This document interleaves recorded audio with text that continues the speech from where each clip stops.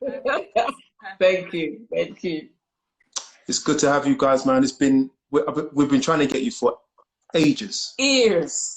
Yeah, He's celebrity, man. no, She's always it has busy, man. nothing to do with me. Always This busy. one here.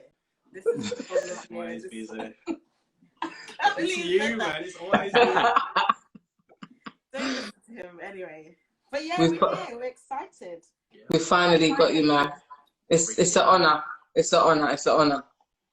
Oh, it's an honor for us, isn't it? Listen, before we get into it, right? First of all, thank you. Secondly, we always ask our hosts Yes. how they're doing the COVID experience. And then we're going to ask you another question about a current affair that we cannot escape from. But how's your COVID quarantine experience going? Fantastic. Yeah, it's been.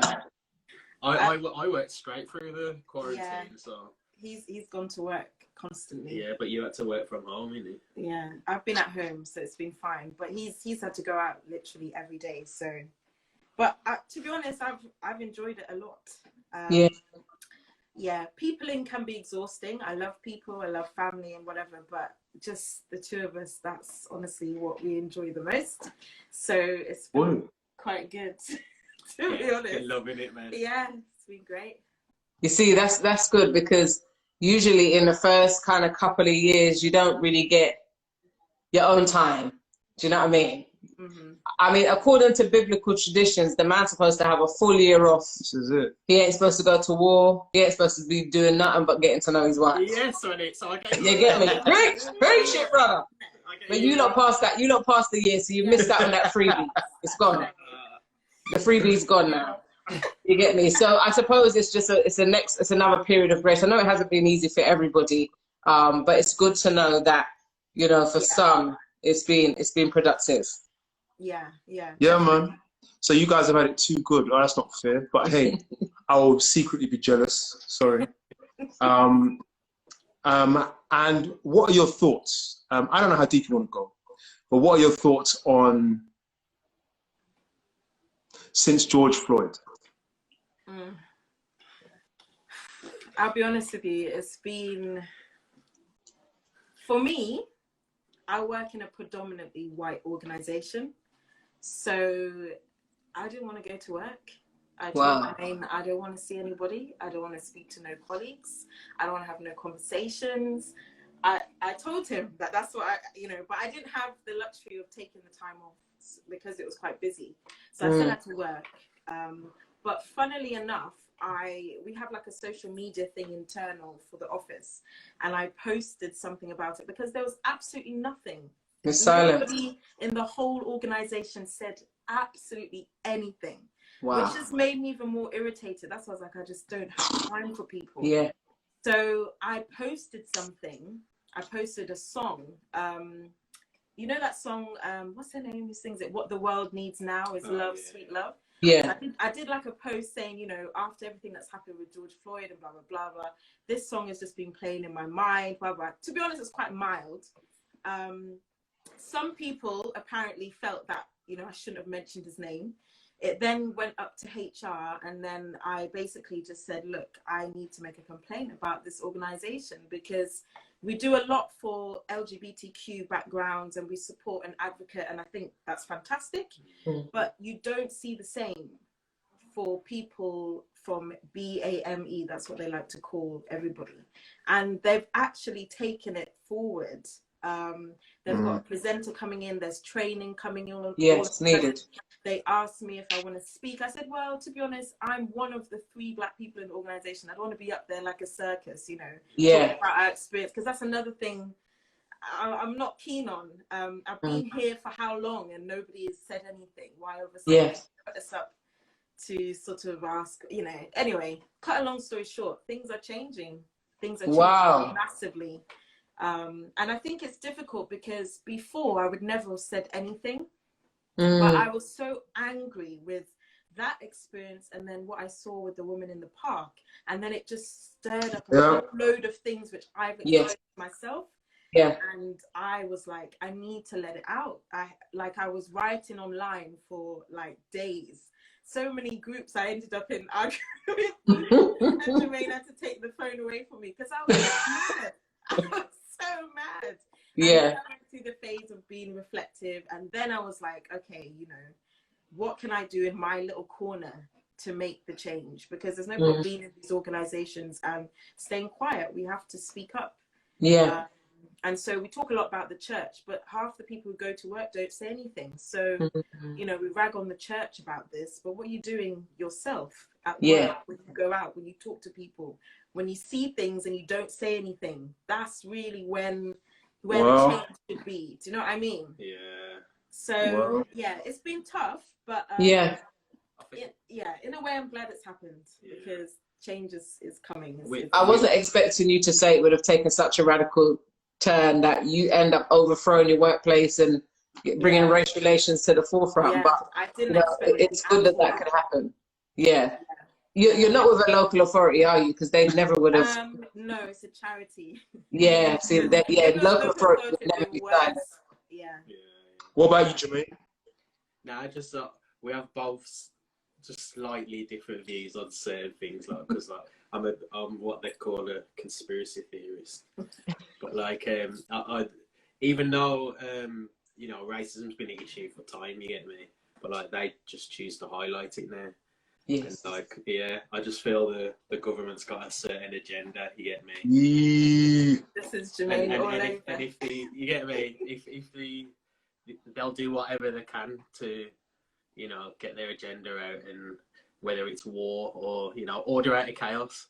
Without these things, certain things happening in the world, they can't. You get control of everyone. You get me? So Yeah, I won't delve too deep into it, but that's just Yeah. me, you get me? It's still a sad thing, someone dying. Yes, it is. It is.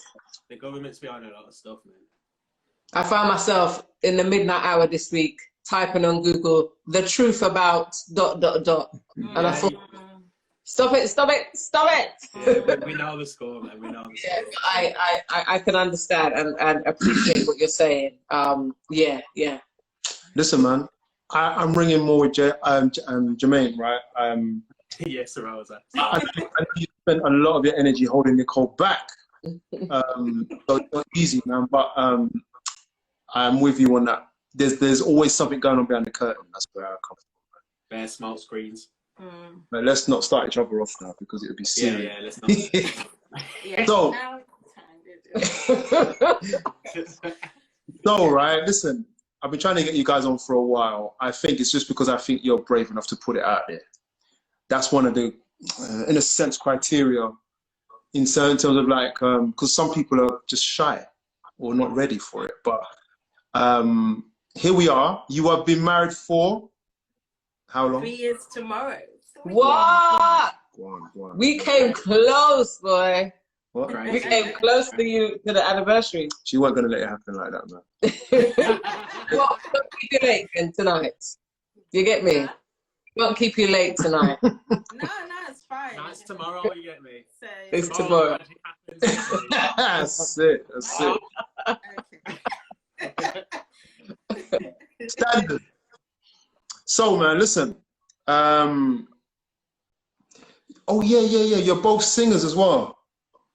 I'm just letting the people know what time it is. I mean, Nicole, you can't hide it. Jermaine. No, none of you can hide it. Jermaine, whilst you're on here, and whilst you're on here, Nicole, just please do a quick plug of who you really are. Like, you know, we are just honoured, you get me? Just tell us who you guys really are. The mask. I'm honoured to be in the presence of this superstar.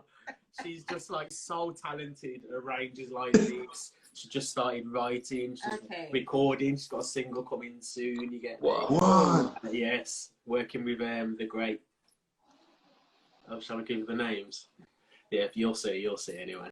Okay. Beyonce. Yeah, and not many people know probably, like every Sunday for the past how many months, through quarantine and that, she's been waking up early in the morning every Sunday. I'm like, what you doing, man? She's been singing on radio for the BBC. For their song of praise thing, you get me? She's been doing that for time now, you get me? She's real talented. Basically, real talented. They do a service, isn't it, on a Sunday? So they needed a singer to sing some a cappella hymns. So that's all it is. It's nothing big or anything like that. No doubt. BBC. Big BBC, man. What are you talking I about? forgot to say, actually, if you guys don't understand what he's saying, I can translate.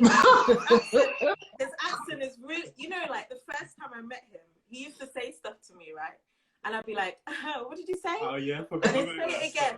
And then I'd be like, what did you say? Sorry? Yeah, He'd say it 4 times. And then I'd just be like, yeah. You look. No, he's got a good mix. He's got a good mix. So we get it all. We get it all. Good. Listen, people are saying they can't hear you too well.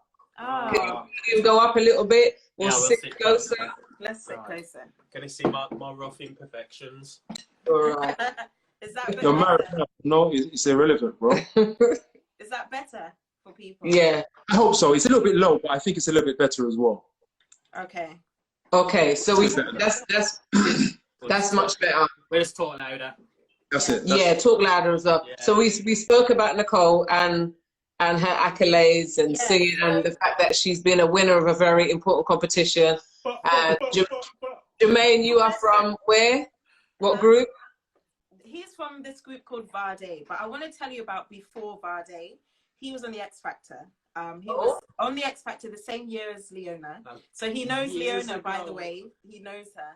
And her. so he was on the same, and his group, I think he got like near the final or something. Yeah. For sure. Basically, they were the first like black group to be on the X Factor. Like, way Do you know? back. I think I remember that. Yeah, way back in Don't the gas day. on it. That was years ago. I'm old enough.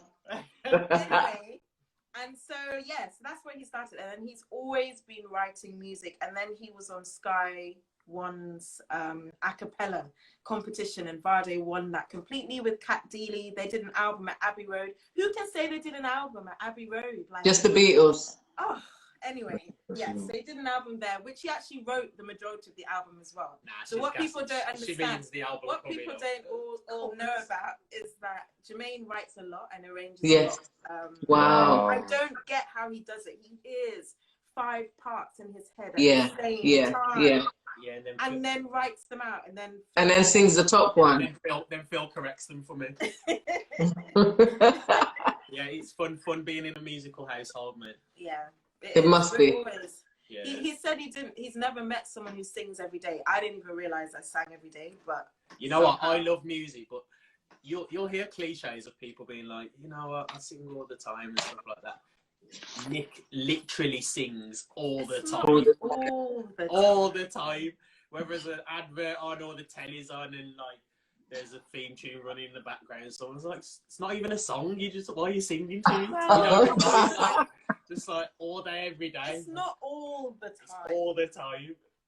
You know, But that's something good which you've got in common. At least you both have a love for music. Do you know what I mean? Yeah. It helps. It helps when you can share a tune or say, "Did you hear that? Did you hear that bit?" That really helps us. Yeah. Okay. Yeah. So tell us how you met. Do you want to say how? Well, But there's always 2 versions to the story. yeah, So Yeah. I'll give my version. So we was Varday was singing at Balham, and there was a concert on, and Nick was singing with a choir. So me and the boys are practicing in the room now, and Nick walks in. Can you do the PC version? Because we've got people Nah. watching on here. all over 18s now, bro. Go for it. Yeah, so Nick walks in the room, and I'm like, rah. So we all went quiet. She was wearing this kind of bodycon thing, you get me? Oh, Lord. So like, yeah, showing off the curves, you get me? So like, we just went quiet, like, I was like, she was talking when she went out the room. I was like to Phil, yo, who's that? And Phil was trying to tell me she was Taken. Yeah, she was taken when she wasn't. So Phil was trying to block man, you get me? Well, you didn't know. So Phil's trying to block man, but yeah, so I thought I'm not gonna pursue it. You get me? I don't. And Dad was there as well. I thought I ain't gonna disrespect the team. You get me? In front of your dad and stuff. I don't even know him and all that. So I found out later on Yeah. that she was single. So I just hit her up on Facebook. And with the days, Yes. because I'm not on Facebook. I haven't been on Facebook for years. But then with the days, yeah, holiday on Facebook and stuff, and Said, well, go on, and the rest is history, you get me? Yeah. Go on. So, Straight to it. Man. Go actually, on. that was pretty accurate. But Yeah. we both were coming from two completely different places. So I was in a crazy toxic relationship, and I broke up with the guy, but he still followed me around everywhere I sang. He would turn up for the performance. You know, Well, in the and church. still be friends. Wait there, her ex was there that night Yeah, as well, yeah. the night we met. Yeah, so he was there. He just followed me everywhere that I went. Is he a church? He's a church brother. No names. Say his name. He was no. No, no, no, Tell him his name, lad. You can't get sued. He was trying to, but it wasn't. He was doing it for me. That's why he was in church. So that was another crazy story. But I was done. When I say done with relationships, I just wasn't interested. I was like, Lord, I'm happy to be single. I ain't going through that again. Like that is me finished. I was so like comfortable with it. And yeah, anyway, so I went to sing at this place. I didn't even want to go that day. My mom literally forced me to go. When I say I did not want to go that day, I was not going. She literally forced me to go and sing. And if I didn't go, I would never have met him. But anyway, Well, so yeah, we got there, we sang. I didn't really notice him at first, to be honest, because I didn't see him until I went into the room. But even then, I wasn't quite sure because I wasn't thinking about anyone. I just went in the room to say hi to Phil. That was it. And to get Colin, but that was it. She looked so I was just not interested in anybody. So, yeah, that was it. That was the first time we saw each other.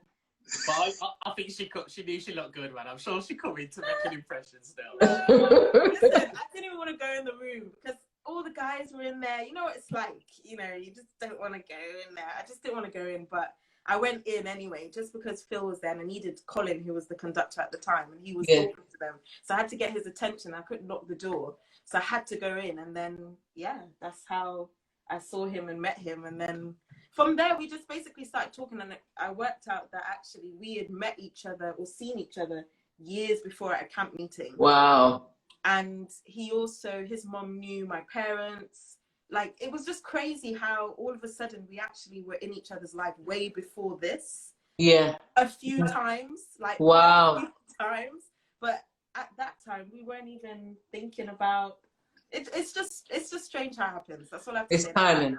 Yeah, people always say, it does work in mysterious ways still. Really but people always say you find, I don't know how much it happens, if it happens the majority of the time. People say, like, you always find the one when you're not looking. You get me? You just cross paths and stuff. That's how I feel this happened. You get me? I never believed that, to be honest. I never believed any of that stuff. But actually, that's what happened. So I can't deny it. I can't at all. Wow. That is beautiful, mate. Good story, man. Beautiful. Let me squeeze, if you don't mind. No, go on. How long was it before you started dating? What was the period between dating and then engagement? And an engagement. Oh, it was about 2 years. Yeah. 2 years, I think. Yeah. That's how you're supposed to do it, man. Yeah. But I think I kind of knew that this was it. When did you know? We went on a holiday. Yeah, we went on a holiday with him, his mom, and his mom's friend. His mom was very, very strict. That's very good. Very good. Very good. I stayed in the room with his mom because she was not having it any other way. Yeah, I was mad. But we had the biggest argument. Let me tell you, I said to myself, this is not happening. I am not. This is it. I'm just done. They do say if you want to get to know someone, go on holiday with them. Argument, and it was so embarrassing because obviously every time we all had to eat together and we weren't speaking at all. We were just mad. Right. You remembering it, Rosa? Rose was on there, like, because our friend Rosa was on there. Yeah, he came. I felt sorry for them. We owe him a holiday. And he was one of the awkward people he was trying to fill the gap of silence. You get me? He was like, "So, how is everyone today?" And we're just like, not even speaking. And Jermaine's mom, she'll just be like, she just didn't know what was going on, to be honest. But what happened was we got to a point where it was either we how do I put this? Talk the truth, man. My perspective was that Jermaine doesn't really like to be told anything by anybody. I'm just gonna say that straight. Man's ignorant. Man's ignorant. All right. I'm very forward in terms of I just say it straight and as it is. I'm sorry if you're offended, but this is it. This is what I think. I'm sorry that you don't like that, but I'm gonna just tell you anyway. So I was a bit like that, and so we just clashed completely. He went off, didn't speak to me for the rest of the day. I'll give my version. He felt that I was like, I think he felt that I was just a bit too Blunt. This is your version, carry on. yeah, I had irritated him to heights that I think no one else had. I got to him, and I just was done. I just felt that he wasn't understanding where I was coming from. I wasn't listening to me, and I was done trying to explain things anymore. I just didn't want to do it anymore. And so we just had this big. It just came to head. It had to happen. I don't know. Are you going to tell them something different? Well, nah, I'm just giving my version in it because like my thing was like there's. How do I put it? my thing is communication. Anyone that knows me. Yes. I always say whether you're in a friendship or a relationship, communication is essential. You get me? And then there's other layers to it, like how you communicate and tone and stuff. Yeah. You know, tone and things like that can affect the thing. You get me? The thing, yeah. Yes. But like with me, I just felt like she wasn't understanding my tone and where I was coming from, you get me? Because that's the problem, we're both pretty direct, you get me? And like with me, I felt we just kept going in circles, we'd hit the same issues in our relationship. And I'm like, we've been over this already, you know the score. And she's like, there's nothing wrong with discussing it again. And then when it gets to the fourth, fifth, wheel and come again. Yeah, when it gets to the fourth, fifth wheel and come again, I'm like, we've discussed this before, you know. Okay, hold on. So you give your version, you can come back. So I was like, you know what, I've been trying and stuff, and like, I don't think I can deal with this, you get me? And this, I wish there was a camera there, because this was literally like a movie. We was on, oh yeah, right. Yeah, it was a cruise ship. It was night time, and we was arguing on the deck. When I say the weather was, it was lashing. There was lashing of waves and stuff, and we're arguing on the deck. We could have gone overboard, like, you get me? It was lashing of waves, you know, and the boat's rocking, and just us two outside arguing, you get me? And I felt really bad because, like, obviously she's out there, and I'm finishing with her on holiday, and she's got nowhere. You broke up with me on holiday. She's got nowhere to go to. And you're stuck on a boat. This was after a week. We had another week to go. So it was. Yeah. Woo, boy. So like I tried to hide it, but she could see there was something wrong. You get me? Yeah. So like but that was my initial problem, just communication, and then but things changed for the better slowly from that point. You get me? It does, and I love your honesty and the fact that you're not giving people an illusion. Do you know what I mean? That sometimes we do have the big bust ups. We've been speaking to friends about what we now call the COVID bust up. Have you had your COVID bust up yet? You get me? And if you ain't had your COVID bust up yet, you ain't married. I think we've had 2. You have to have your COVID showdown. You get me? Yeah. And then it kind of resets and helps you put things back in perspective. Yeah. I hope. It depends because blood was lost. I don't know. Like, if you, then you ain't. Just because I'm lying, it doesn't mean I've resolved the thing. You know. Anyway. Where did you ask Nicole to get engaged then? On that same cruise ship then? Yeah, right. I wish. So, you know what's mad? Like, I'm just putting all the truth out there, you get me? Yeah. So, like, yes, obviously she was, when we was in a relationship, there was another problem of distance, you get me? Mm. It did Nicole's head in, you get me? It did her head in. Yeah. So I thought I wanted to marry her anyway, you get me? Oh. Like, something quickened the process of the engagement, you get me?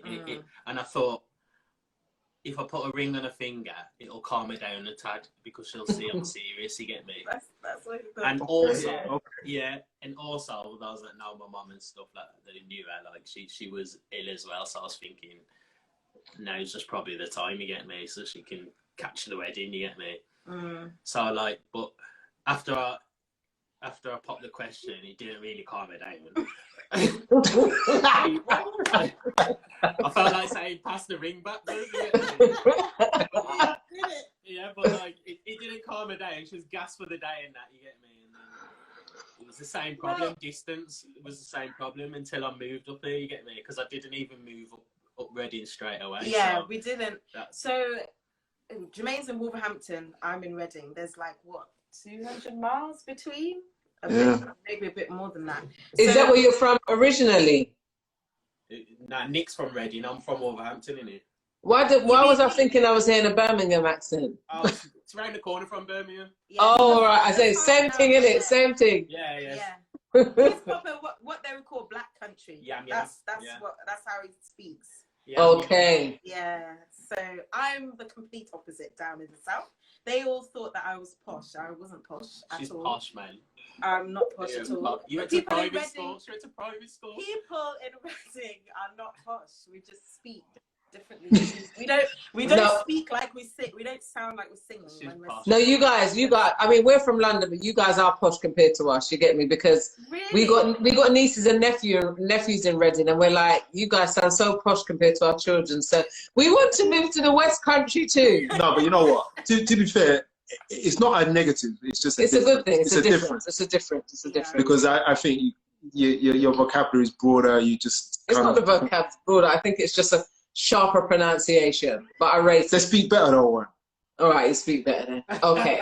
So we was going from the engagement, and then so you had the engagement. How long between engagement and marriage? You said 2 years, but you were living in Wolverhampton? A year from engagement. A year from engagement. Yeah. Because I had a couple of conversations with his mom, and I just felt like this was just me genuinely. I just genuinely felt that she was waiting to see him like walk down the aisle with someone, like every mom. So I just felt, because she was unwell as well, I just didn't want her to miss that at all. And even before the wedding, we weren't sure. We even talked about bringing it even more forward for her, because she wasn't doing too well a month or two before the wedding, and I was thinking, oh man, this is tight. But she held on. Praise God. And she got through, and she was so happy that day. I can't even put into words like she just and I really think that knowing that the wedding was there was what she continued to live towards. Because unfortunately 2 months after that, she then passed away. And I remember at the funeral, I think it was Adrian Roberts, wasn't it? He did a sermon thing, and he was basically saying like, Nicole, Janet's passing the baton on to you now. And I remember like that has stayed with me since. I can't get that out of my mind. And I remember saying, because what a lot of people don't know about Jermaine is that Jermaine was her only carer. And so anything that she needed, and every single operation that she had, he was there, either sleeping in the hospital, there to take her back, as well as trying to have a job himself.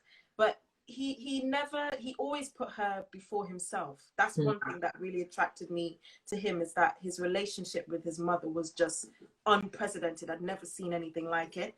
But he was her carer for what, nearly 30 odd years. He was there by her side the entire time.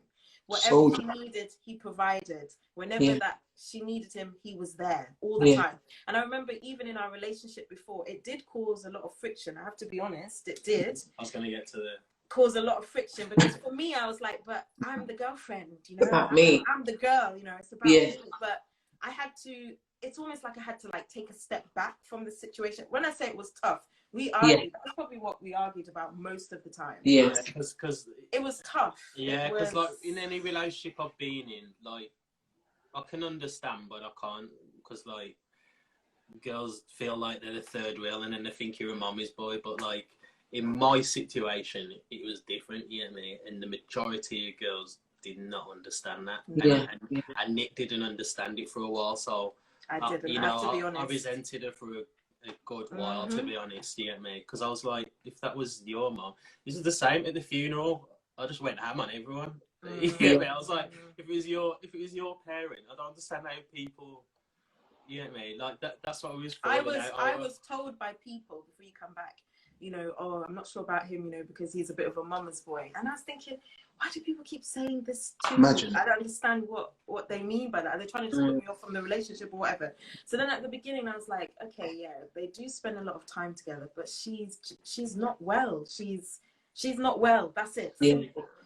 But then it got to a stage where it was like, there were equally important things in both of our lives, and he would choose his mom all the time. And so I started to feel like, oh, well, you know, what about me? I'm supposed to be, you know, the one that you're going to get married to, or the one that, you know, you want to be with forever or whatever. I struggled, massively struggled. Yeah. And I had to really learn to just take a step back from the situation and respect their relationship, because their relationship was incredible. It was very close, very supportive. I mean, me and his mom, we had a lot of conversations, loads and loads of different conversations. And she talked a lot about how she wants her grandkids and you know, all sorts of things. What I loved about her the most is that she was just rags. She would just tell you straight. I remember one time she said to me, one of her closest friends was getting married. She said, I'm not going to no wedding. I don't agree with the marriage. Straight. Woo! I didn't know people actually, you know, did that. And she was like, no, I'm not going to the wedding. I don't think they should be getting married. Yeah. And I was like, how? And I remember we had the discussion, and I was thinking, wow, I hope you approve of us, because it's easy to be there. But it was important for me that I had her approval, and I did get her approval, and I was really grateful to her that she gave that to me. And I remember she said to me, she loves the fact that I'm not, I can't be swayed easily, and that I can, you know, give my opinion and challenge and blah, blah, blah. And I'm like, I'm not. And she said, with Jermaine, you're going to need to be like that. I remember she said that to me. She said he's a very strong character. Yeah. And she was right. She was definitely right. Yeah. But yeah, I think when we got married, like I said, and she was there, and, you know, we've got pictures of her and how she was just so happy. When we then got the news, obviously 2 months later, it was just, whew, yeah. So it wasn't long after you got married that you lost her? 2 months. So we literally 2 months. And the thing is, we weren't actually living together. So a lot of people might not realize. I kept my job in Reading, so I didn't immediately move to Wolverhampton, because we were still figuring it out. I'll be honest with you, we were still trying to work out how we were going to do this. So like I said, there was a lot of friction, but we knew that God wanted us to be together. That was the main thing. But we also felt it was important to create a marriage that reflected us, and that wasn't what everybody expected or thinks, that, you know, when you get married, you move to this place and that. And, you know, I felt that he needed that time with his mum as much as I wanted him to myself. We didn't know how long she was going to be here. So, you know, I wasn't happy about it all the time. It annoyed me, because I was like, we just got married. But it was the best thing that could have ever happened, because obviously 2 months later she passed. And so that is such a selfless act, what you did there. I mean, although you struggled with it, I did. It was such a selfless act. I mean, people, when they get married, they don't consider that difficult stuff can come, and yours came very early on, because Kurt lost his mum maybe 10 years ago. 10 years 9 years in. 9 years in. 9 years into the marriage. Yeah, like 9 years into the marriage, and she was a massive feature and always around. I think initially when we first got married, we moved up towards Curtis's sides, and he would go to his mum's quite often after work. And they were good mates, and I was just like, come on, man, I want to go home. Do you know what I mean? But I started to learn to appreciate what that was about. And even more now she's gone. I think I wish I could rewind time and do less of the come on and spend some time. Do you know what I mean? So it does put a added pressure and stress, especially when it's not your parent. Do you see what I mean? Yeah. It's not your parent, so you don't feel it the same. Yes. And sometimes you can't always understand how that feels, especially when you lose them to a disease that takes them over time. Yeah. You know what I mean? And then Yeah. rapid. Yeah. It's tough. It's a tough thing that we went through, and there's parts of it we're still working out. Oh, But absolutely. Irene said here. Oh, Jermaine, you say something before I read what Irene said. Yeah, I was just saying, like, it's something I'm still dealing with because I am pretty straightforward and stuff. You get me, and I'm who I am. You get me, you get me, and like when we was engaged and stuff, and like a lot of Nick's friends and even some family members were like this is what just made me resent her again. You get me? I know it's bad, but like they'll be like, you know, why is he not giving you time? Why is he not moving up here? Why is he not this and that? And I'm like, why am I the bad guy when I'm trying to take care of my mom? You get me? So like this made me resent her because she was listening to them for a while. You get me? And I don't blame her totally because she's just surrounded by them. You get me? Yeah. So like that's something I'm still slightly dealing with because I haven't fully forgiven them, and that half of them don't even probably know that I've still got them against them yet. They're like, I'll have to go. Like, I've spoke to my wife and said, you know, I'll look about getting therapy and stuff because like I don't want it to affect our marriage, and I can bring it up now and again. You get me? And then I don't want to be that person. You get me? And I understand.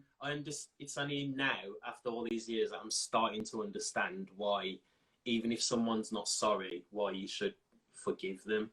Because it's to do with yourself and your healing. Yeah. You get me? Yeah. And even though I know that in my mind, I still look at some of my friends and some of my family and I've got that attitude in me where I don't care what you think of me. I don't care. I can do anything around you and that because I don't care. Because like, you get me? Like I'm thinking now my mum's gone. You lot are cool. You get me? Yeah. I can now move on and stuff. Like I shouldn't be just constantly having these cogs in my head. So it's real though. It's real. Yeah. So I will look back getting therapy and that for those things eventually. But it is hard. We didn't really get a proper honeymoon like because of all these things for the first year of our marriage. Our first year we cancelled out. We were like, what is this? What's going on? Yeah. Like we even said at one point, I was like, I don't think we're gonna make this marriage. I don't think this is gonna work.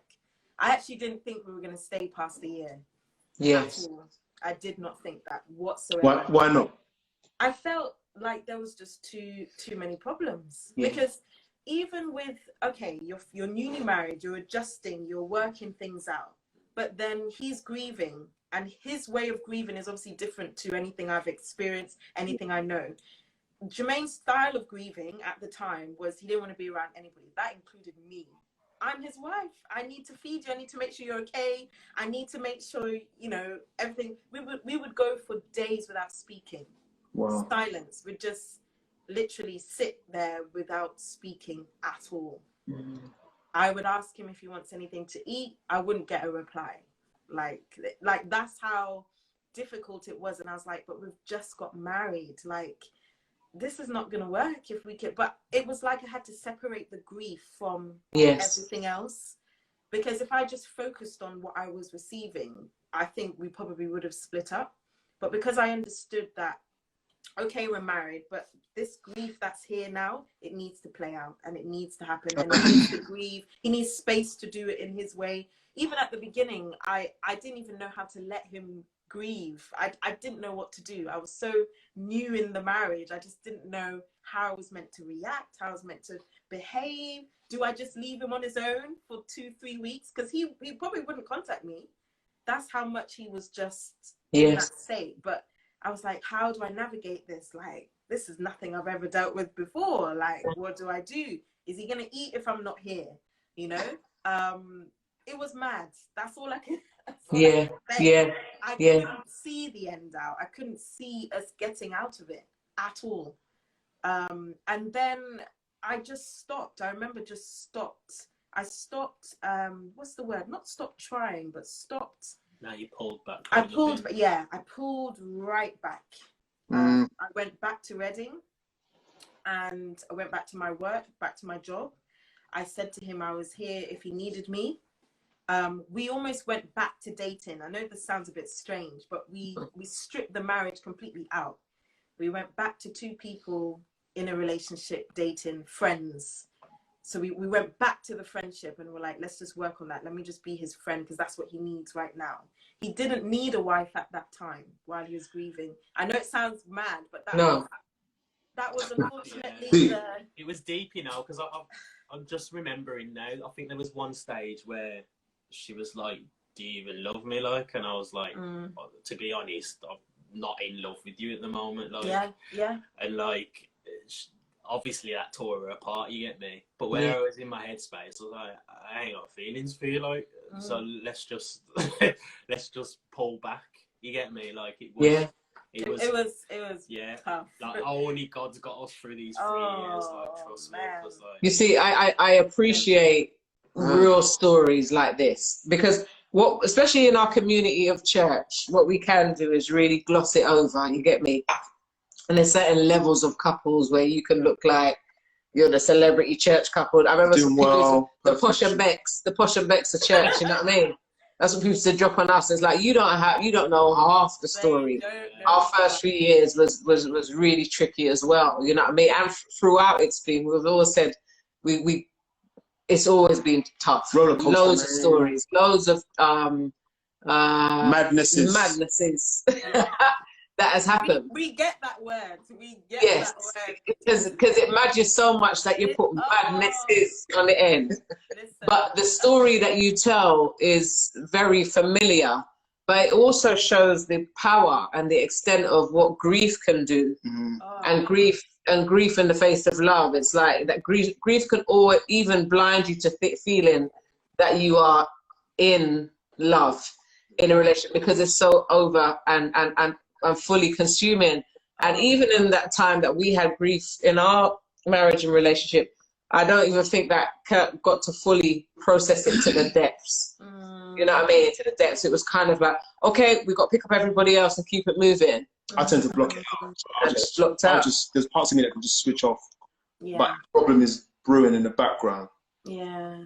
But I also pick out from what you're saying is what people have to do to make it. Yeah. And interestingly, Nicole, you had to let go. Yeah. Not that you were placing an end on it, but an end might have been, because you can see why some couples just don't make it. Yeah, definitely. And I think that it's like a gamble where you're like, you know something, I'm gonna have to let go. I respect you too, putting it out there like this. What's the time? Let's have a look. Yeah, we've got time. We've got round 2 in a minute, you know. We've got round 2. Right, cool. Yeah. So I appreciate that the transparency. A lot of the comments are talking about the transparency. They're appreciating it, and I think that someone else on here saying that they've got their 3 years coming up next week as well. What are you saying? What are you looking at? It says here, thank you both for your honesty and transparency. It is definitely not as easy as it may seem. Yeah. Somebody said yes. Somebody said to Jermaine, I had your back, fam. I know who thinks that. You deserve a peace of mind. Other people were, giving accolades to your mum, bigging her up by calling her auntie, saying that's so amazing, loving the transparency. That was it. That was it? Yeah, that was it. I'm going to ask you a question now. Sure. Sorry, I didn't want to cut it so bad. I just feel like I'm still there with you, but we can relate to you. But the purpose of this, people, is so that you understand that you've got to... These guys, their story and their status will let you know what marriage is about. Question. Before you say the question, somebody said, wicked, very relatable. Question, what's the differences between you? The differences? Between what? Between you. Oh, there's loads. Ooh. Well, the main differences. I'd say the main differences. Not the issues between you. How are you different?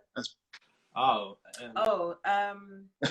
think I give a care about things less than Nick does. Okay, I'm just gonna say I'm very tactful. and then I'm not going to finish that sentence. I'm very tactful. That's all I'm going to say there. Just leave Tactful and touch.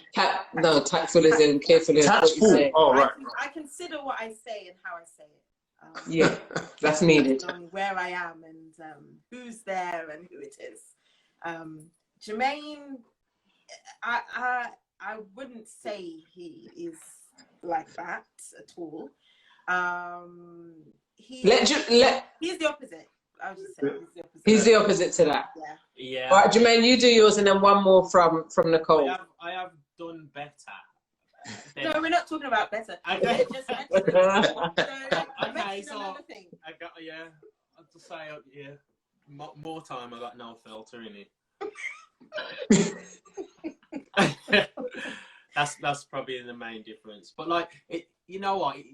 It's helped Nick in a way sometimes because like, you know, she cared more about other people, less. You get me? She cared more about other people than sorting herself out. Yeah. You know what I mean? You get me? When I met her, I was like, "Why are you letting this person get a hold of you, have a hold over you, and do this and do that?" Like, you get me? And then over time, she started to realize like her worth. You get me? And Yeah. she needs to focus on herself a bit more because This is true. it's true when people say, you know, you give people a mile and they take a, you get me? Yeah. Yard or whatever it is, you get me? And there was tending to do that with Nick, and I was like, nah, man, you need to allow some of these friends, you get me? Because I do believe in like energies, you get me? Yeah. If some person, if some of your friends got certain energy, and it's just like it's not good for your aura, man. Yeah. You get me? She had to let go of some of them and had to tell her, and then she started to realise it. So it's a catch-22. I would have to agree with that, definitely. So it can complement you complement each other. Yeah, of course. With your differences. Yeah, definitely. Jermaine is very unorganized and very forgetful. I'm the complete opposite. So instead of complaining to him about it, I just do it because, like, at the end of the day, I'm just better at doing that. I'm better at organizing stuff. He's just gonna forget. He's just not organized. So rather than arguing, oh, why did you not? What's the point? Adding another argument to it. I'll just do it. I think God did that for a reason, you know. Because don't bring God. Preach. I'm bringing him in it because, like, even though I don't believe in the yin and yang kind of thing, but it is like opposites attract. Like, you imagine if you was exactly the same person. It won't work. It'd be dead. Nah. It'd be boring. It'd be dead. Boring. It'd be so dead. You get me? Yeah. It's like when people say, like we've had a couple say to us they've never had an argument, and I'd be like, "Are you actually together? You need one. What are you doing? Yeah, like What are you doing? they're soon gonna find out when they get married." Well, the COVID, as I said, the COVID does mix up the thing. Yeah. But I think it's good. It's coming. It's good to have certain discrepancies because then you know how your partner deals with things. You get me? And how they communicate and so forth. You get me? Then you can troubleshoot in the future. Do you know what I'm loving about you two, right? You two, this is interesting. It's very rare. We've got 8 minutes on this session. It's very rare that you see I said it. It's too late. It's very rare that you see a couple that both own their faults openly. Really? Like, and here it is. This is it. And a couple so new in, like early in, because early in you tend to front it. Yeah. Maybe we've just hit that time now in humanity where we're like, no more fronting. You get me? I just don't know how people front. It's just so exhausting. Yeah, you gotta front to at least meet the person in it, but like, yeah. But then you gotta peel back the layers, man, and find out for real. Real quick, man. The advice, that's very true, Curtis. Somebody says on here. We've had her on before, Helen. Transparency is. We might go into that a little bit in a second session.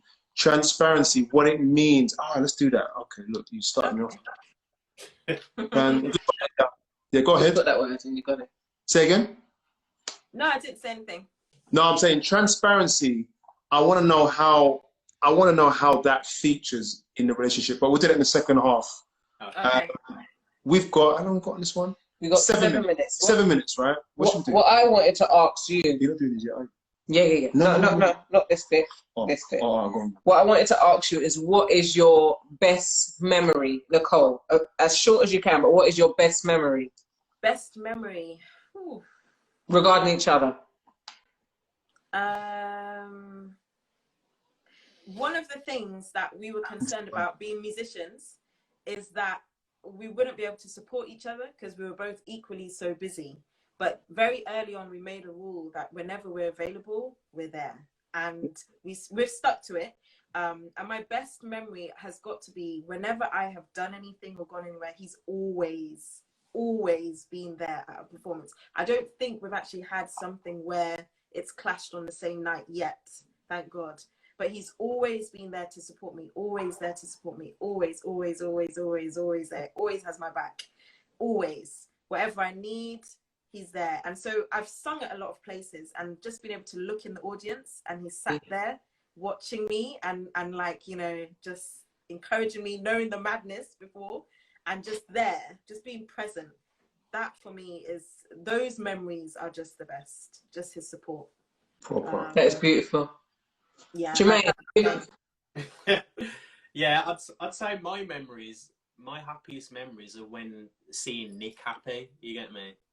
Oh. I can't explain it, like, yeah, because, like, to be honest, I'm not the best romantic. She said this from the beginning of the relationship. You get me? And I do need to try harder, and I try. And little things I do now and again. She's like, "Oh, baby," and I'm like,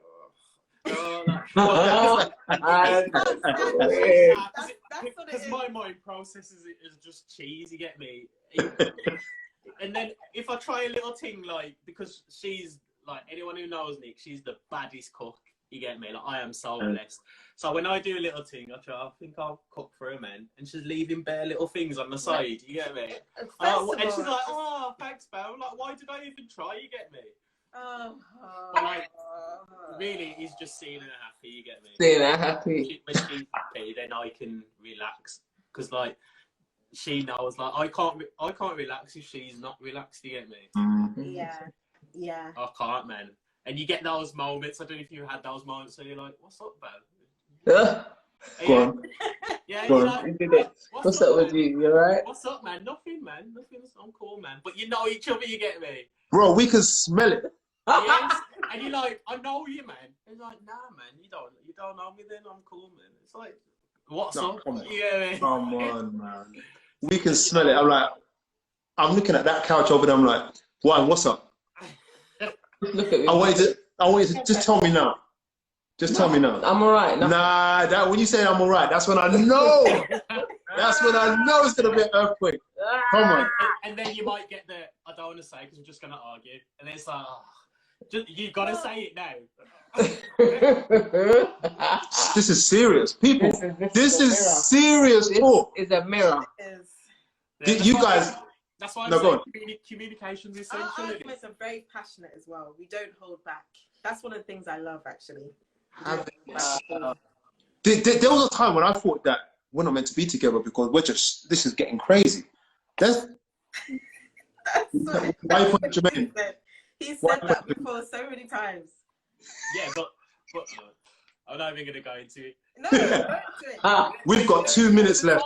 Oh. Don't do it. Don't do it. Don't start. I'm just saying. There was a time recently where Nick was like, we must have been over passionate, and she was like, I think we should just have a break. Like, do you still want these? Like, it was that passionate, you get me? But we're still together, man.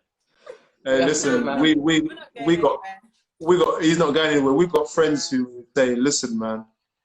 They said everything to each other, but they are going nowhere, man. It is people. If you are struggling or if you're in a spot, it's life. Rewind video, read and come again, and understand that as part of life, difficult things happen, and it's the making of you at times, you know. Yeah, definitely.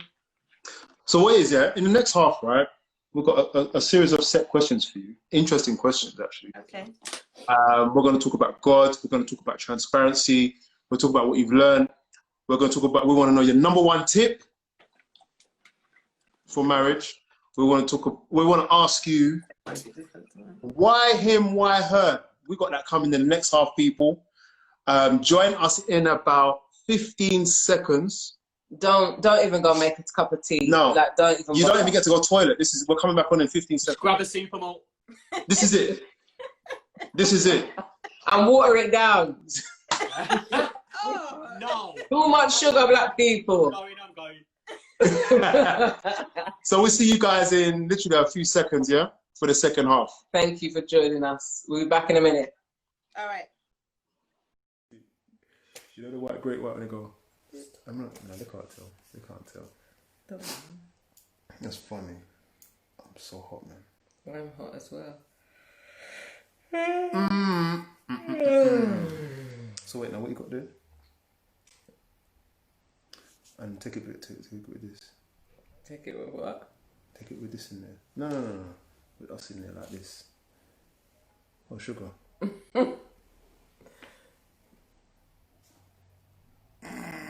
Your hand can't reach. Super more straight. No, water that thing down. You're going to be back in a couple of years with diabetes. Not that I really drink it, but Water it down, You man. can't water down certain drinks. I could tell you that. That's just madness. Part super malt, 1 part super malt, What? 50 part water. What? What you say? Water down the malt. It's not good for you, man. It's too sweet. There's no watering down more. You got it, mate. Thank you for coming back and joining us. Grab me a pillow. It is hot. Paper or It's something. getting hot in here.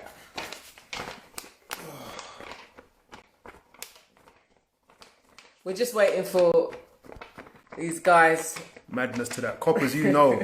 Anyone who talks about, don't marry anyone who tells you to water down more. Water down the malt, coppers. Crazy people. I'm starting now. Yeah, I realistically think we've got to get through all of it. No, it's not. We just go. Back. I want to do this. Yeah, but Will, that's going to be like 10 minutes. Joining from Finland again. Good to see you. Weren't you in Norway the other day? Is it the same? Is it the same area geographically? Yeah, simple. Same part. Good to have you again. Please spread the word in Norway, and I would love to take a trip out there. So, guys, what is it about transparency that is so important? And how does it feature in your marriage? Well, because we hold communication way up there, then it features a lot. You get me? And I think We can't. Yeah, sorry. Yeah, I think it's hard for certain people because they may not be of that character or personality to, you know, kind of be outspoken. It's sad, really, because there's some marriages where I can see the man's masculinity just being stampled on. You get me? If that's a word. Be trampled on, massive. Yeah, because you get me. She's more outspoken in the way she communicates, and he may not be. You get me? And then it could be the other way around as well. So like we're transparent with each other and in all forms. You get me? Like people are quite surprised. Like the other day, I was telling someone like, you know, Nick knows I'll look at other girls and that. You get me? Because we're human and there's beautiful bodies everywhere. God is an artist, but she knows I ain't going anywhere because they haven't got what we've got. You get me? We've got that level of transparency.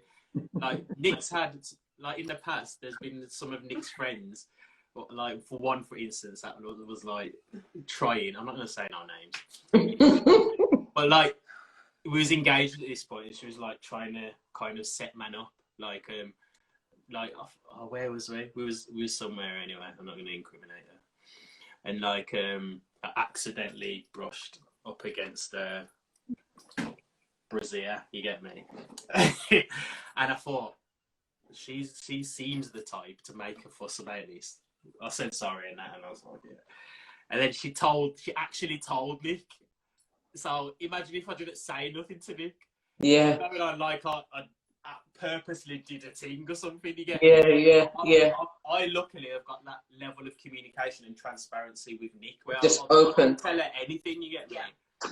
Jermaine will tell me anything, and I really appreciate it. And it taught me to also, you know, it gave me permission as well to do the same thing. And I remember when we were dating, there was a friend of mine who said, "Oh, Jermaine can stay at my house because, you know, I've got a spare room and stuff." And I thought to myself, I didn't even have to say anything. Jermaine said, "What, for her to then turn around and tell you that I was this inappropriate or this happened?" Like, he was so far ahead. Yes. And I didn't even have to say anything. He saw it already. And he just told me straight up, "This friend, we don't need to be around those are the this type person." of friends you used to have. No. Yeah. Those No type names. of people, we're not going to be friends for long. And it's funny because there are some friendships that naturally just fizzled away. Just fizzled out. Nothing happened. We're not, you know, at odds with each other or anything like that. But we naturally things just sort of just Yeah, it is on. the stage And of it your was life. a good job that they did. Because Yeah. that type of behavior is what gets a lot of people in trouble. If you don't tell your spouse things, you're putting yourself in a very, very difficult position. Because for me, I always think the truth comes out anyway. Yeah. Whether you want it or not. So they're gonna know anyway. So you might as well just be upfront and honest. When you don't say anything and they find out, you've then got the "why did you not say anything" on top of the whole thing. Why do we do that? Why do people do that to themselves? You might as well just say it as it is. Just be honest. Yeah, because you know, just say it. Yeah, what happened? Something happened, or, you know, I'm not happy about this, or, you know, I went there and this. Just don't get it twisted. Like, although we're transparent, we still react. Yeah, like still be annoyed. Yeah, there's stuff like that has been discovered along the way, and like with me and Nick's been like, "What the hell?" Like, and I've been like it is what it is. You get me? Yeah. You get those bumps in life, man. You get those hurdles. You get me? And like, it's a catch-22 with everyone, because like, you're obviously scared of how a person's. You're just gonna automatically think a person's gonna judge you in it, even if you're with someone. Everyone's like got certain secrets, like. And I always said to Jermaine from the beginning that I want our marriage to be a safe place. There was just something about we needed to be able to just be honest and transparent as much as we felt we needed to at whatever time we needed to do it. And I thought to myself that, you know, we need to create a space where we're comfortable. So it meant that I then had to be careful about how I reacted to certain things. I still reacted, but I had to be careful about how I did that. Because the first time I reacted to certain things, I was like, what? Like, you know, and unfortunately, that then made him feel like, well, I'm not going to say anything. Yeah, you're right. If you're going to react like this and fly off for something like this, then what's the point? And I had to learn, if I want him to be able to tell me things and be transparent and completely open, then I need to think about how I react. I'm not saying don't react, don't get upset. Of course, we're human. But think about how you react, because it's very important. It will determine how things go forward. I had to make up a lot of ground after my overreaction. Do you understand what I'm saying? And it took time. It took time for him to trust me. I thought I'm doing the right thing. Like, I'm gonna be honest. Yeah. It's taken a lot for me to tell her this thing. You get me? And I've come to her and she's just blowing her lid. You get me? I thought, I ain't telling you nothing again. Yeah. You get me? Yeah. And it took. When I say it took ages, it did. You get me? It did. And I needed the consequence of me doing that to learn, you know, from the experience. Because now it's a whole different. Do you know what? Not all personalities can take truth. Yeah. And it's not that it's in it's because they've not been tried. So some people have an innate desire to just be themselves. I'm gonna put it all out there. I'm gonna walk around the house naked. I know I'm fat. I know I'm this. I know I'm that. Yes, Jermaine. I see it. I see it. And some people are like, and these are couples, right? Yeah. And they're like, I can't handle that. And in my opinion, the transparency, the openness, the bravery to, number one, be that open, and number two, to learn to be that open, is what makes is a part of the making of a marriage that is safe. Yeah. But it's hard because it means that one of us has to stretch in that area much more than the other. Yeah. And I appreciate that you've been honest about that. It's not all about Jermaine. Actually, you'll realize that your stretching is actually a part of the process of making it what it is. Yeah. Definitely. Yeah. Nick's done well still. Yeah, anyone that knows him knows that Yeah, she's done well, man. That's all God. Trust Yeah. me. Definitely. Why him? Why her? Why Jermaine? Okay. Yeah. Even though I chose He's it well, first. Sorry, carry on. Anyway, I would say why Jermaine. I just really appreciate and am attracted to the fact that he is comfortable just being himself and not having to rely on anybody else for his thoughts, his actions. You know, he's an individual. He's not afraid to make decisions. He doesn't have to wait for things or people to make decisions. He just, you know, he's confident enough to do that. A lot of my relationships before, I felt like I was the male in the relationship because I did everything, the thought, the thinking, the planning, the this, the that, you know, and he came along and was just so sure of himself that I could just be myself. I didn't have to think about that as well. Yeah, amongst other stuff, but yeah. Right, dating wimps. Probably. The same question for you, Jermaine. What was the question again? The question is, why Nicole?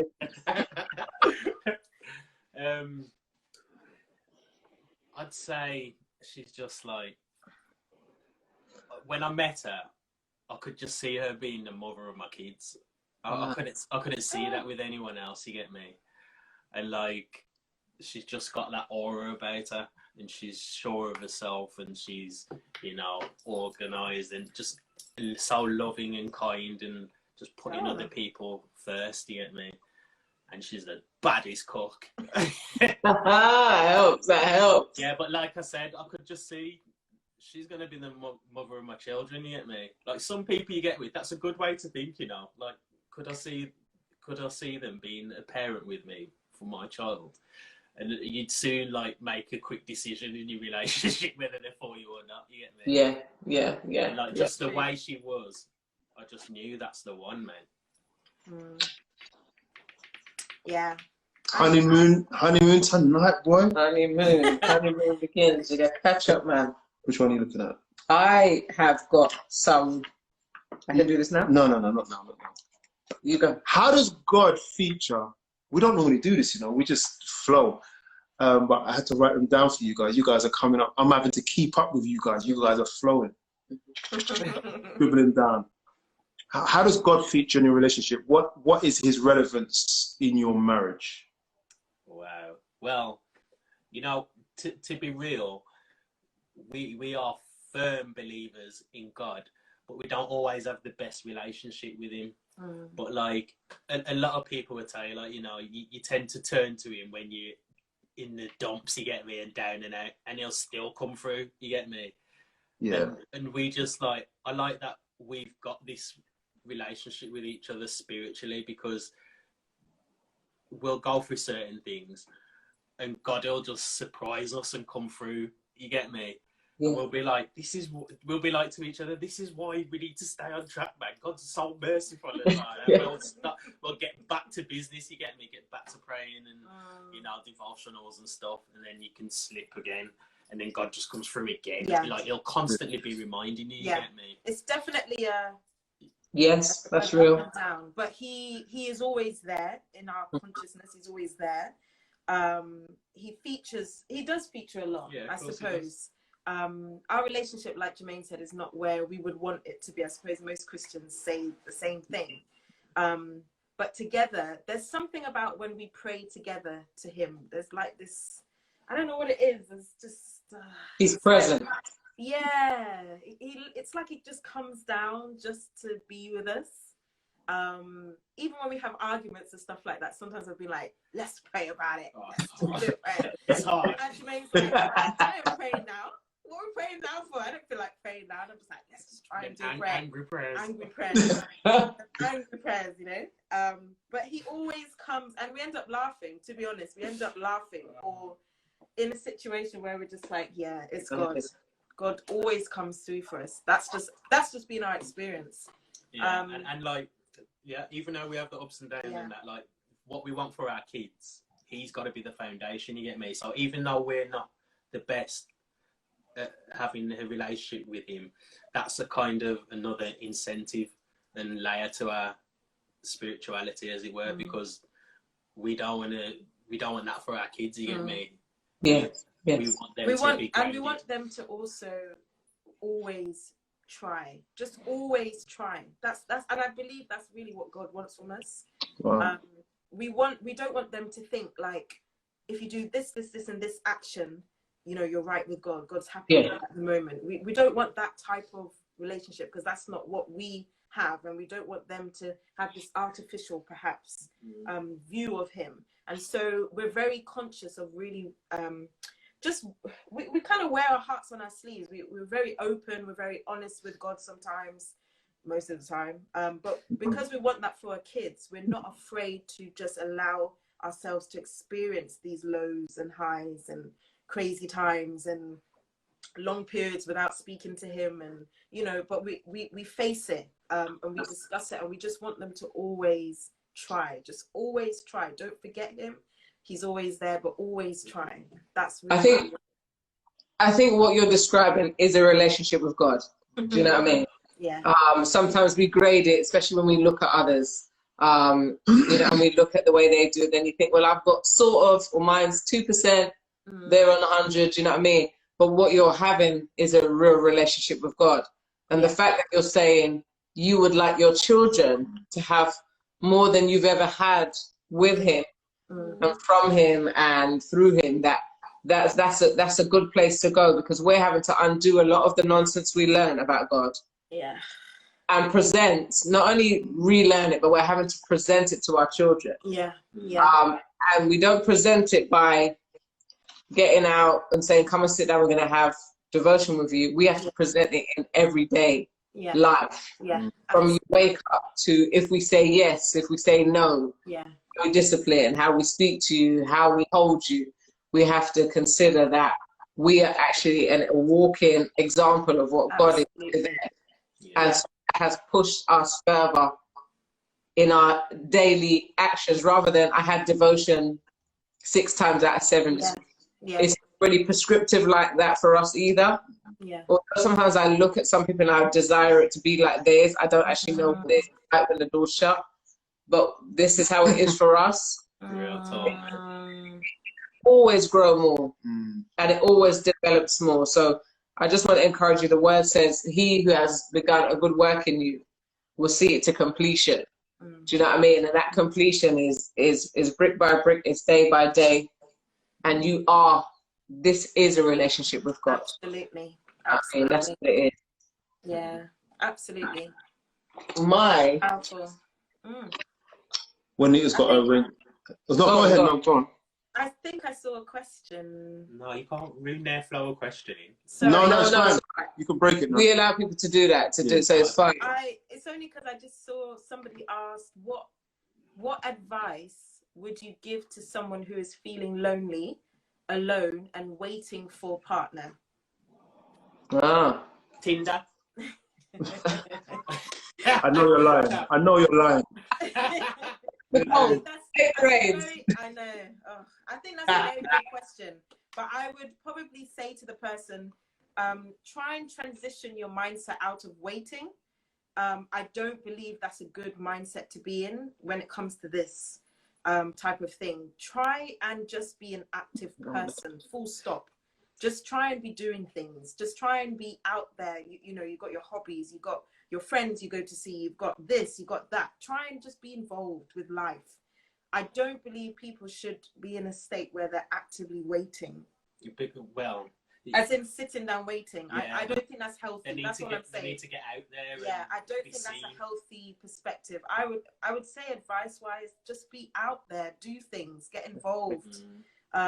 You do, to a certain degree, attract what you give off. So if you're sitting down in the chair waiting for someone to come to you, they're not going to, they'll probably pass you and see those standing, for example. Hey. Yeah. So you need to be doing things. You need to live your life. I actually enjoyed my single time. I had a whale of a time. I actually had a lot of married friends. I was like the last one of my friendship group to really get married, I think. And so I used to be third wheeling all the time. I still love it, man. It's great. Just being out, just being around people, learning.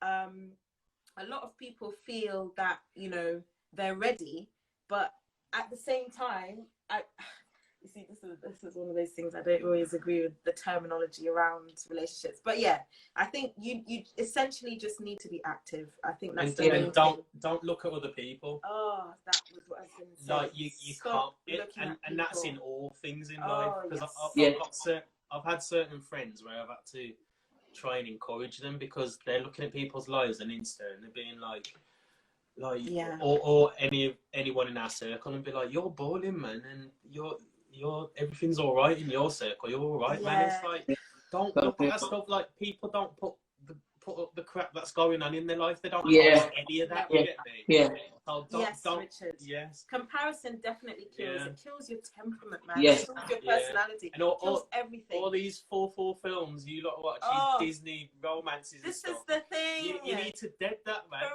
That's not real life. That's not real life. Preach, man. Listen, those films are part of the problem why some people are the way that they are at the moment. Oh, yeah. I really feel. Because, I mean, even myself, I watched every rom-com. You love it. I watched all those. No, but did you watch the black ones though? I grew up watching all the 90s ones. The Woods, Love the Basket. All of them. Every single one of them. And so after a while, my mindset was like, oh, so, you know, whoever I meet, it's going to come like this. Do you understand what I'm saying? You start to manifest what you then expect, and then you think, and then things could be in front of you, but because you're manifesting it a certain way, you're missing out. Yes, 100%. It's really dangerous. Like, Listen, man, it's like you watch a movie and they have sex, their hair's still done, the eyebrows are still done. There's no smells. You wake up and you're looking at the bed sheet is still clean. I just want to let people know. Get me? I just want to let people know. Everybody's breath smells in the morning, yeah? Yes. Everybody's breath. All the time. Nah, Jack. Okay. What about his head? No filter. Listen, yeah, exactly. I had to cope with Jermaine's breath the first time when we first, started and got married. Man, that was something. Deep. No, because I sleep with my mouth open more time. So so that was her problem, me. Somebody did say that they pray for the same transparency and love as what I suppose it's on what they can see from you guys. So and it's not, I don't think they're doing that relationship goals thing. I think because they've heard something very genuine from you today. It's something that they would like to emulate. It says here, in the movies, the breath doesn't smell. It still turn around and kiss each other and breathe in each other's faces. Breathe in each other's faces. Sheets. In the white, crisp sheets. You get me? And then they have sex again in the morning, and it's like you're thinking, I think I need to go bathroom. Not even to go. No. Then they just fling on the jeans, no baggy, and go to work. Fling on the jeans. On the way to work, they go and pick up a coffee. You get me? You can't believe these, and they try and program you through. Don't watch it. mind. And then they get a taxi straight away. Yeah. Straight away, they get a taxi as they put their hand out. So don't watch it, guys. Don't watch it. So I just wanted to clarify. I didn't think that Finland was in Norway. I thought it was at the same side of the world. Similar. I ain't that dude. I thought it was the same side of the world. Welcome, welcome. So you got your questions. When you're gonna throw some things at you, random. Here we go. They are just one-liners, and I need you to finish it for me. You can both finish it, or one of you finish it. The first one is alternate. Or you can alternate. Okay. The first one is, or maybe with the first one, if you could both do it. Okay, yeah. It's quite a strong one. I have learnt.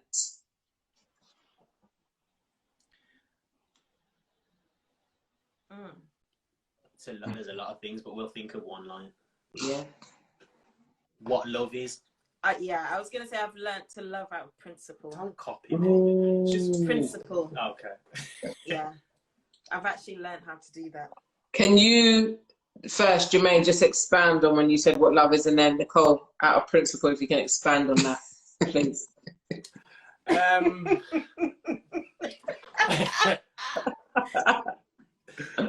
Well, because you don't.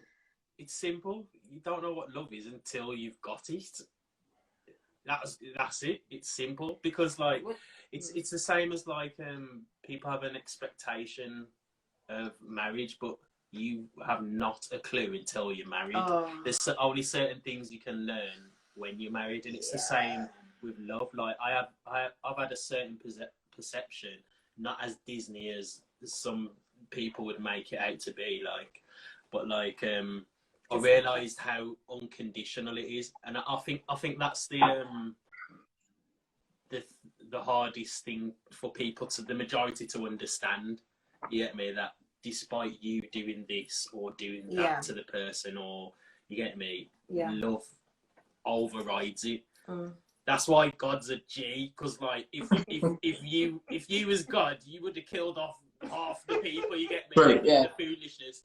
Is the big G. Yeah, and after the phase of prayer, it'd be like, I swear I won't do it again, Lord. Just get me out of it. You get me? Yeah. Like, how love really is, and the unconditionality of it is blows my mind. You get me?